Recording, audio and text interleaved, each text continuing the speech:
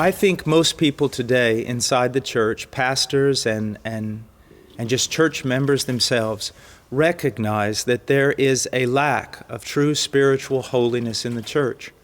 I think even the enemies of Christianity outside the church, they look oftentimes at the testimony of Christians and they see very little difference between the life of a Christian and their own life.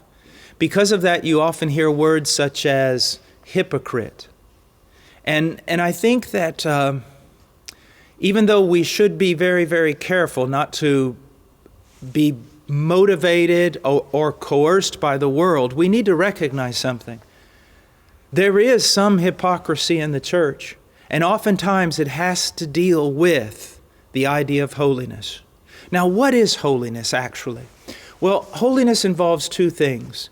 It involves coming out of those things that displease God, but not just stop doing the things that God disagrees with, but also to stop doing them in order to run to God, in order to have fellowship with Him. One of the things that's probably most important that the Bible reveals about God is that He's holy. Now, what does that mean? A lot of people think that the holiness of God means that He is without sin. Well, that's part of the idea, but that's not the primary idea.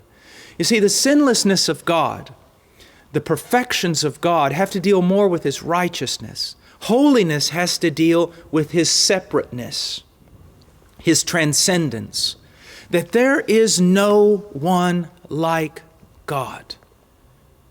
There is no one holy like the Lord. He is totally and completely unique from the rest of His creation. And not only that, but He's higher than His creation, and He's of more worth than all His creation combined. For a man to be holy is to recognize that God is transcendent, that God is deserving of all glory, of all honor, of all praise, of all service. To be holy is when a man recognizes the value of God and lives in light of that. And because he sees God as so valuable, so precious, so beautiful, so glorious, he's willing to leave not only bad things, but also things that are good but not as good as God. He's willing to leave those in order to devote his heart entirely to God. Now, the question is, how can we become more holy? Well, I think the answer is simple. We can become more holy by having a greater and greater understanding of the greatness of God. One of the reasons why the church is suffering today is because there's an ignorance of the knowledge of God. Let me ask you a question.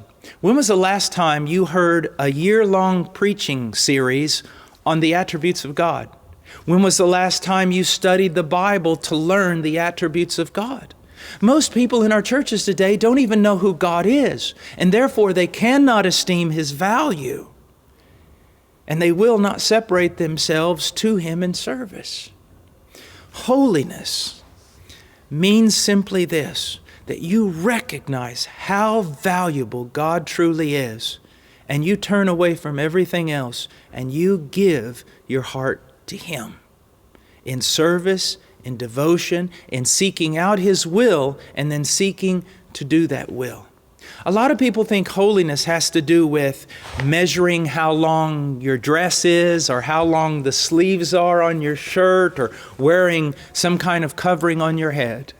And if people do that, I'm not against them for that. I appreciate any attempt they might make to be holy. But what you need to understand is this: holiness is more than just some legalistic set of rules.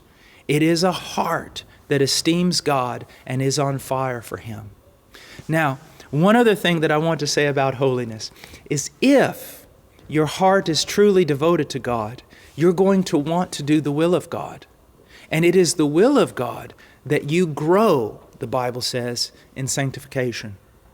If we truly have given our heart to God and we truly esteem Him above everything else, it's going to affect the rest of us. We have to admit that we live in a culture that's very sensual, very, very sensual. And we have to also admit that much of that sensuality has made its way into the church. Here's something that I would like you to see, that if you're holy on the inside, You're going to want to be holy on the outside. And if you've given your heart to God truly, then you're also going to give Him your mind, your eyes, your ears, your face, your hands, your feet, your body. You're going to seek to conform everything you are to the standard of His Word.